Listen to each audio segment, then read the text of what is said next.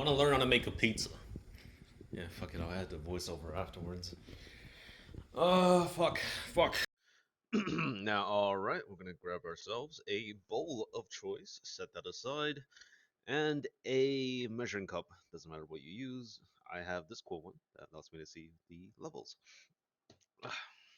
And stop.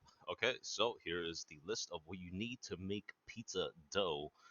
I mean, it's really that much there to it. You don't have to learn to make sauce or anything. Check this shit out.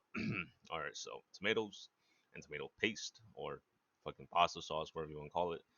They both cost $2. What the Bruh. hell? Oh my god! Fuck, man.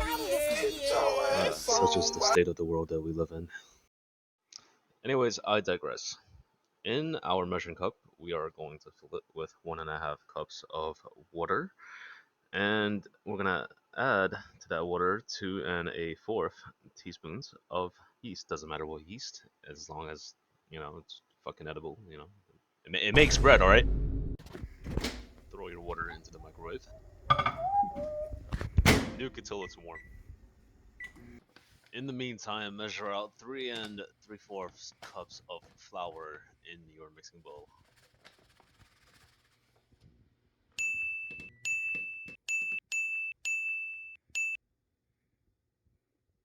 They ask you how you are, you just have to say that you're fine when you're not really fine, but you just Take the water out of your microwave and hope that it's kind of warm. You're looking for lukewarm water that you shower in. If you get the water too hot, you're going to kill your yeast and they won't wake up properly. Add 1 tablespoon of sugar into the mixture and mix well.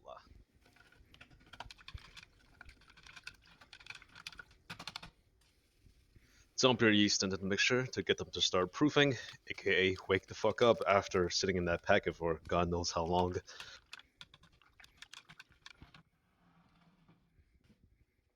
In your bowl, add 2 teaspoons of salt and some quote unquote Italian seasoning. It is composed of an equal blend of basil, oregano, and garlic powder. This will make your dough taste infinitely better than the soy based cardboard they peddle at Little Caesars.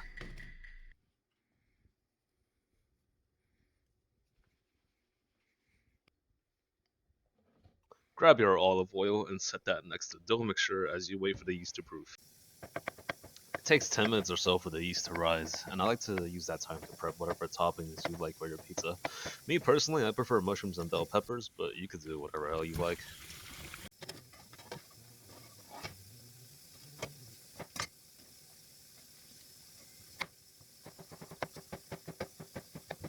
Nom, nom, nom.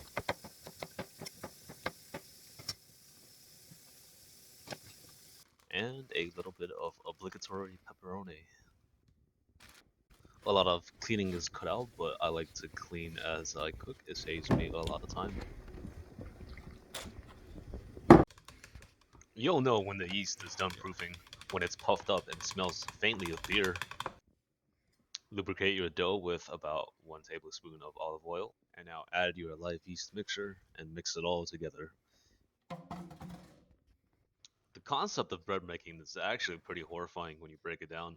You're essentially feeding a bunch of living microorganisms sugar to force them to produce carbon dioxide and alcohol, just to incinerate them all alive for a quick meal. Anyways, because I know that none of us here can afford a stand mixer, we're gonna mix this stuff by hand. Prepare for an arm workout. Don't worry if your hand initially becomes super sticky. You just gotta keep kneading, and the moisture will eventually be all absorbed within the dough. I never learned a specific technique for kneading. What I would like to do is to fold the dough on top of itself and press down with the palm of my hand. You can add more flour as you mix, but I recommend you really knead the dough for at least a couple minutes before making that judgment. Too much flour and you might just end up with a lump of hardtack. I learned that the hard way over the years. The unedited footage of this took me about 6 whole minutes.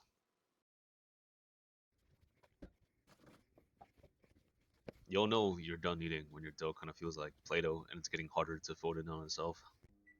Now just set a timer for 30 minutes and walk away.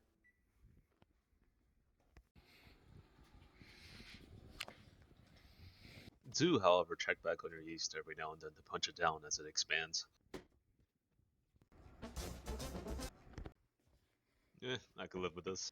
So this recipe yields about 850 to 900 milligrams of dough. which I like to divide into three equal sections for three individual pizzas. I do this because, well, not all of us have access to ovens. It's also nice for portion control since the pizzas come out to be about just 9 inches. Being the owner of both a toaster oven and an air fryer, major difference between them is that even at the same temperature, you're going to get a much better heat distribution with the toaster oven, while an air fryer will cook anything a lot faster. Well, these two are going to go in the fridge for later.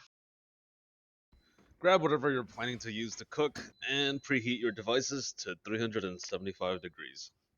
Alright, you're basically there. Grab yourself a rolling pin, or if you don't have one, a bottle would suffice.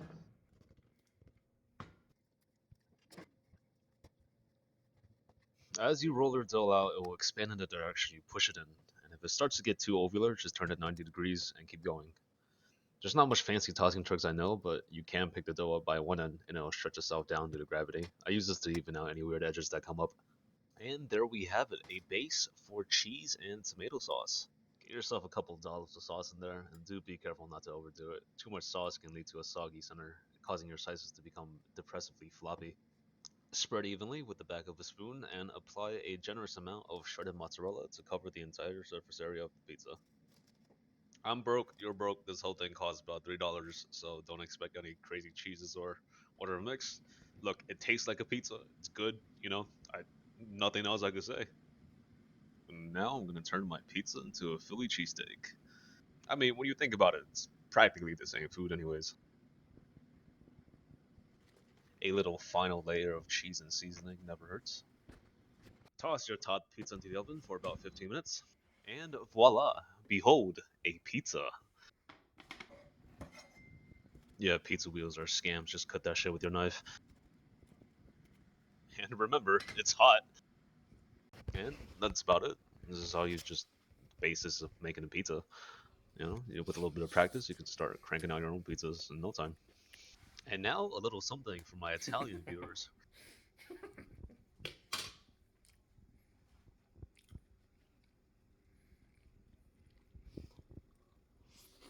Thanks for learning something new today.